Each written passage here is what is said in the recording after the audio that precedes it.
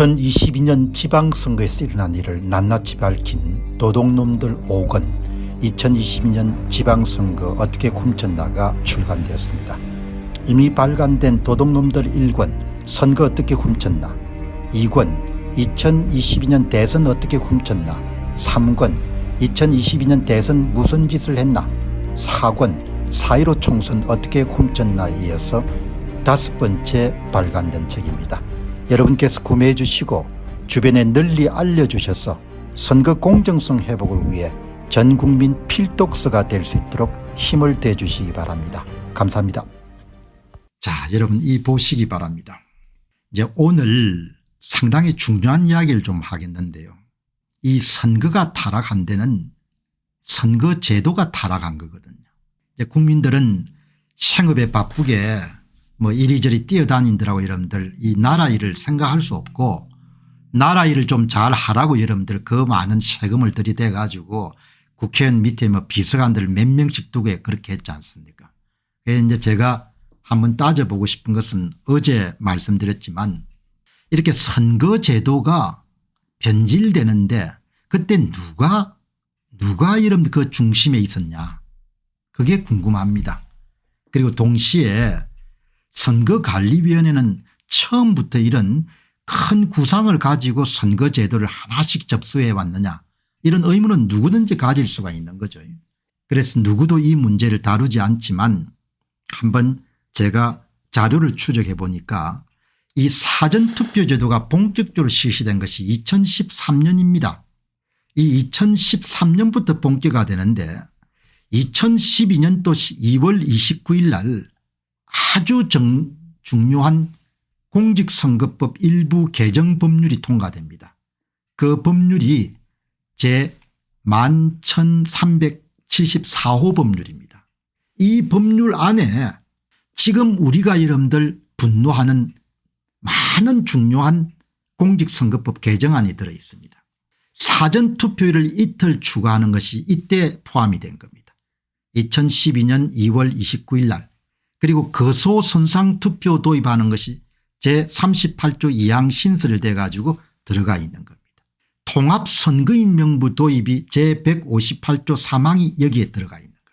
그러니까 대한민국의 소위 2017년부터 좌파들에 의해서 선거가 여러분들 납치되는데 결정적인 제도적 환경이 2012년 2월 19일 날 공표된 법률 11,374호인 겁니다.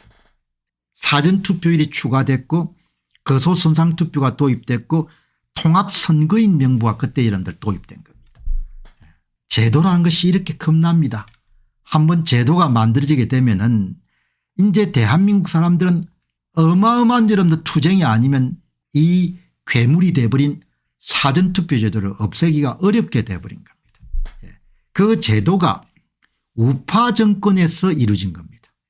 그래서 저는 선거 부정을 저지른 사람들도 질타하지만 어떻게 당신들 이렇게 생각 없이 이런 제도를 다 통과시켜 줬냐 그런 너무나 통절한 아픔이 있는 겁니다.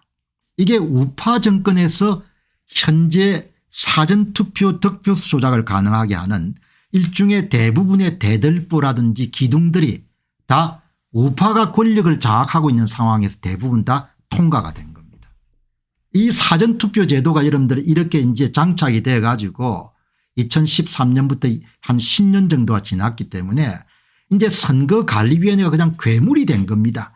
그 괴물을 퇴치하는 것이 너무나 힘들고 너무나 어렵게 돼버린 겁니다. 경제학자들은 흔히 이것을 경로의존성이라는 표현을 쓰지 않습니까? 한 국가의 제도가 처음에는 미세한 변화지만 그 제도가 특정 방향으로 여러분들 기울게 되면은 시간이 가면서 점점 여러분들 그 기울기가 더 심해져 가지고 도저히 빼도 박도 할 수 없을 만큼 그렇게 돼버린다. 그런 이야기를 경로의존성이라는 표현을 쓰지 않습니까? 이렇게 여러분들 돼가는 겁니다.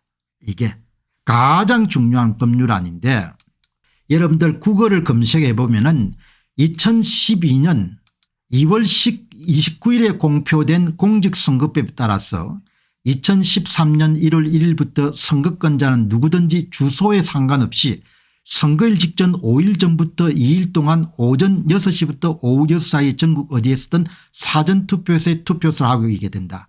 여러분 이 비극이 여기서 발생한 겁니다. 여러분들 이 비극이 이명박 정부하고 여러분들 박근혜 정부에서 다 일상화가 되어버린 겁니다.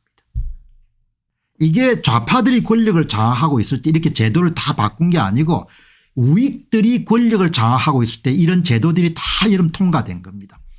2012년 2월 29일은 이명박 정부 거의 막판 때입니다.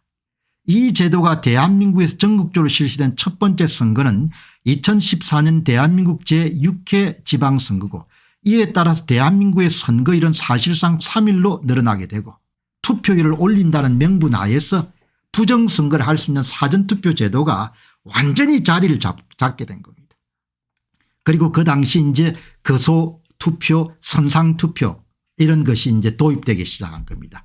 이 법률안이 바로 2012년 2월 29일 날 통과된 법률안이 이게 국회에서 의결된 공직선거법 일부 개정 법률을 이에 공포한다. 대통령 이명박, 국무총리 김창식, 국무위원 맹형규 법률 11,374호입니다. 여기에 여러분들 바로 거소 선상투표가 들어가 있고 여기에 전산 조직을 이용하여 하나의 선거인 명부를 작성한 후 여기에 통합 선거인 명부가 등장하게 되는 겁니다. 여러분 이렇게 생각들 없이 나라 일을 한 겁니다. 당일 투표에서는 여러분들 선거인 명부가 있는데 사전투표는 선거인 명부 없이 선거를 치르는 것이 2012년 12월 달에 통과가 된 겁니다. 전산 조직을 이용하여 하나의 선거인 명부를 작성한 후에 일명 통합 선거인 명부 사전투표 선거인 명부가 이렇게 이름 전산상으로 존재하는 것이 나오게 된 겁니다. 그리고 선거는 선거일 전 5일부터 이틀간 한다. 이렇게 여러분들 마음껏 선거관리위원회가 사전투표 득표수를 조작할 수 있는 시간적 여유를 준 겁니다. 이 법에서. 그런데 놀라운 것은 여기에 여러분들 투표용지에 개인 도장을 찍도록 분명히 규정하고 있습니다. 이거를 선관위가 이제 바꿔버리는 겁니다. 그러니까 그 당시에 법을 만들어 통과시키는 사람들도 투표용지의 진본을 입증하는 것이 중요한 걸 분명히 알고 있었습니다.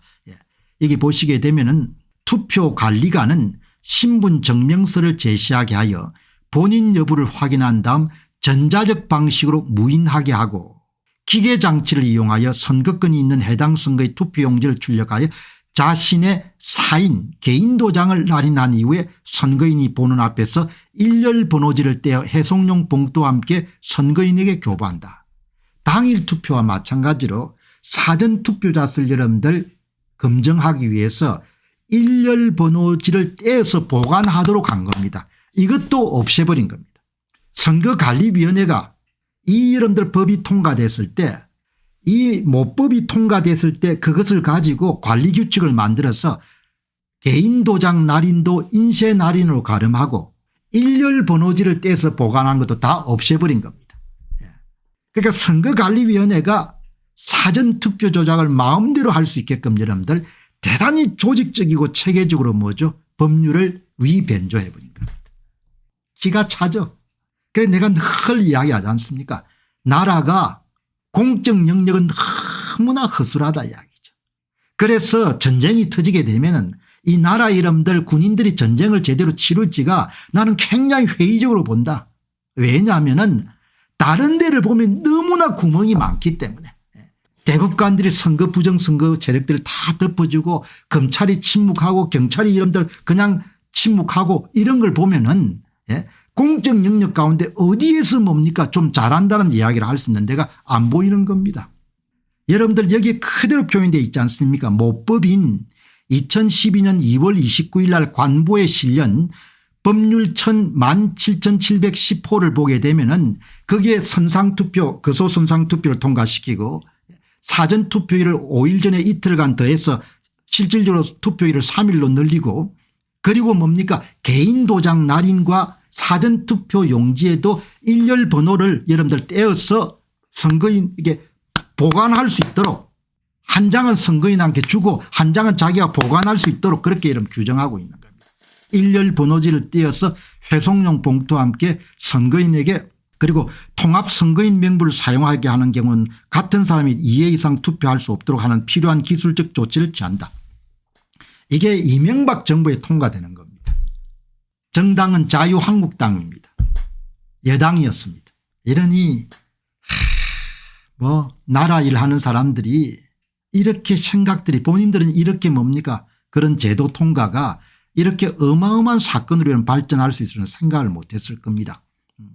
2012년 2월 29일 날 공직선거법 일부 개정안 투표관리관은 신분증명서를 제시하게 하여 본인 여부를 확인한 다음 전자적 방식으로 무인하게 하고 이게 아마 이제 전산상으로 신분지를 확인하는 기계장치를 이용하여 선거권이 있는 해당 선거의 투표용지를 이거는 프린트를 사용한다는 겁니다. 자신의 사인 개인 도장을 날인한 이후에 선거인이 보는 앞에서 일렬 번호지를 떼어서 회송용 봉투와 함께 선거인에게 교부한다. 이거를 다 바꿔버린 겁니다. 누가? 선거관리위원회가. 선거에 관한 본인들이 전문가니까. 대한민국 선거관리위원회가 사전투표를 조작할 수 있는 완벽한 뭡니까 그 도구를 법 제도를 통해 가지고 이런 다 뭐죠 장악한 겁니다. 여기 보시게 되면은 사전투표의 핵심 독소조항 6개 독소조항 가운데서 2개를 딱 이름 찝으면은 투표관리관 도장 인쇄 날임 이게 위조투표제 사용하지 않습니까? 이게 벌써 2012년도에 모법 자체가 개인 도장을 찍도록 규정하고 있고 심지어는 뭐죠? 절치선은 일렬 번호까지 여러분들 보관할 수 있도록 하는 겁니다. 이 투표자 신분증 이미 투표 마감일 즉시 삭제 이 제도도 2015년에 만들게 됩니다. 2015년은 박근혜 정부 때인 겁니다. 대한민국의 부정선거와 관련된 제도에서 굵직굵직한 부분들이 이명박 정부와 박근혜 정부 때 다 통과가 되는 겁니다. 당으로 이야기하게 되면은 더불어민주당하고 자유한국당 그리고 새누리당 때 너무나 이런 뼈아픈 부분입니다. 이게 2014년입니다. 사전투표관리관은 자신의 도장을 찍은 후 사전투표용지를 교부한다. 이게 모법입니다. 이것을 관리규칙을 인쇄날인으로 가름할 수 있다. 이렇게 바꿔버린 거지 않습니까? 그런데 모법은 훨씬 더 강하게 규정하고 있는 거죠. 그리고 이렇게 2015년에 또 하나 사전투표자의 신분증 이미지는 투표일 마감 시간 이후에 즉시 삭제한다. 이 모든 것이 사전투표자를 파악할 수 없도록 만들어버린 겁니다. 이 법들이 모두 다 이명박 박근혜 정부 때 다 통과돼 버린 겁니다. 그래서 이런 보시게 되면은 이거 한번 크게 보시기 바랍니다. 사전투표 제도의 가장 결정적인 역할을 하는 인물들은 선거관리위원회 사무총장하고 사무차장입니다. 그리고 가장 중요한 이런 제도 개선에 가장 큰 힘을 발휘한 사람이 문상부 사무총장입니다. 이 문상부 씨는 국민의힘과 굉장히 유착관계에 있기 때문에 2년 전에 문상부 씨를 국민의힘 목신 선관위원으로 밀었지만 더불어민주당에서 여러분들 거절해 가지고 안 됐죠. 그런데 문상부 씨가 어마어마하게 여러분들 사전투표 조작에 기여한 겁니다. 2010년 사무차장 2012년 사무총장 2015년 상임위원이니까 실질적으로 사전투표 조작과 관련된 가장 굵직굵직한 모법인 2012년에 통과된 시절에 이 양반이 사무차장과 사무총장을 지냈답니다. 그 실무는 사무차장이 거의 다 하지 않습니까? 그러니까 여기 여러분들 이 소위 사전투표 제도가 2013년부터 실시가 되는데 그것을 가능하게 했던 이 소위 2012년 2월 29일 날 이 모법이 통과될 때는 누가 가장 큰 역할을 했는가 하니까 이 문상부 씨가 가장 큰 역할을 한 겁니다. 사무차장으로 진두지휘했을 겁니다. 그래서 자유한국당 의원들을 다 설득했을 것이고 그다음에 이제 여러분들 김용희 씨가 사무차장인데 여기 이제 선관위는 보니까 대개 이제 출세가 선거실장을 거치고 그다음에 사무차장 차관급이 되고 그다음에 사무총장 장관급이 되는 그런 절차를 밟아 나가기 때문에 한 조직에 오랫동안 있기 때문에 그냥 선거법에 관해서는 그냥 선거법의 그냥 도사들인 겁니다. 어떻게 국회의원들을 삶아야 여러분들 자기들이 원하는 것을 얻어낼 수가 있는지. 그리고 정당은 이 2012년 여러분들 법이 통과될 때는 박근혜 비상대책위원장이 2011년 12월이었고 황우여 한나라당 대표가 2012년 5월이었고 김무성 새누리당 대표가 2014년 7월부터 취임을 하게 됩니다. 이 세 사람 박근혜 황우여 김무성 때 대한민국의 사전투표 제도가 완전히 다 자리를 잡게 된 겁니다. 김무성 씨가 2014년 7월부터 여러분들 당대표가 됐는데 그때 굵직굵직한 것 중에 여러분들 바로 전자적 신분적 이미지를 즉시 삭제하는 조항들 이런 것이 다 김무성 씨 때 여러분들 다 통과된 겁니다. 그리고 이렇게 2014년 1월 17일을 보시게 되면 2014년 1월 17일을 보면 황우여 황나라당 대표 때 여러분들 통과된 겁니다. 그러니까 대한민국의 사전투표 조작을 통한 부정선거라는 것은 너무나 여러분들 뼈아프게도 우리가 열렬하게 지지해왔던 자유한국당 새누리당 산하에서 거의 다 제도적인 장치가 다 마련됐고 그 제도의 허점을 정확하게 파악한 사람들이 권력을 2017년도에 탄핵 이후에 이름을 장악하면서 완전히 선거법을 뭡니까 이용해 가지고 권력을 탈취하는 데 성공한 겁니다. 이 도표는 아주 중요한 겁니다. 여러분 이 도표는 제가 연구자 출신이기 때문에 이렇게 추적을 해 들어가는 겁니다. 현상만 보는 것이 아니고 저의 백그라운드가 젊은 날 여러분들 경제학으로 트레이닝을 받고 계속해서 글을 써온 사람이기 때문에 이렇게 추적을 해 나간 겁니다. 그러니까 제 자신도 모르게 이렇게 과학적 사고가 몸에 배어 있는 겁니다. 현상을 보고 그 현상의 여러분들 원인을 이렇게 추적해 나가는 겁니다. 여러분께서는 어디에서도 이렇게 여러분들 역으로 역산을 해가지고 누가 대한민국의 사전투표 득표수 조작에 크게 기여했는가를 여러분들 이렇게 누가 다룰 수가 없습니다. 그래서 제가 이 일을 놓칠 수가 없는 겁니다. 제가 이 일을 그냥 끝내면은 그걸로 뭡니까 그냥 덮일 수밖에 없는 겁니다. 통절하게 이런 제가 비판하는 것은 자유한국당과 새누리당 의원들이 인지했건 인지하지 못했건 간에 자신의 사적 이익을 추구했건 아니면 사적 이익을 추구하지 않았건 간에 관계없이 사후적으로 대한민국이 선거 사기 세력들에 의해서 탈취당하는 제도적 틀을 다 그때 만들어 놓은 겁니다. 그 제도적 틀이 이런들 2015년도에 거의 완성이 됩니다. 그리고 박근혜 대통령이 탄핵이 되면서 2017년도에 문정권 하에서 여러분들 본격적으로 자유한국당과 새누리당 하에서 만들어진 제도들 틀을 가지고 권력을 탈취해서 나라를 완전히 장악한 그런 사건이 일어나게 된 겁니다. 이렇게 여러분들 정리를 하시면은 그 여러분들 말씀드렸지만 이제 이분이 문상부 씨입니다. 대륙 아주 고문으로 한국에서 선거 소송과 관련해서는 대륙 아주가 일을 가장 많이 맡을 겁니다. 선관위하고 굉장히 많이 이렇게 좋은 관계죠. 아마 4.15 총선 선거 무효소송도 대부분 대륙 아주가 아마 많이 맡았을 겁니다. 거기에 다 들어가서 이제 밥벌이를 하고 있는 겁니다. 이 보시게 되면 2012년 사무총장, 2015년 상임위원, 2010년 사무차장 사전투표 제도가 제도화되는데 그때 가장 여러분들 중요한 역할을 담당했던 사람이 문상부 씨입니다.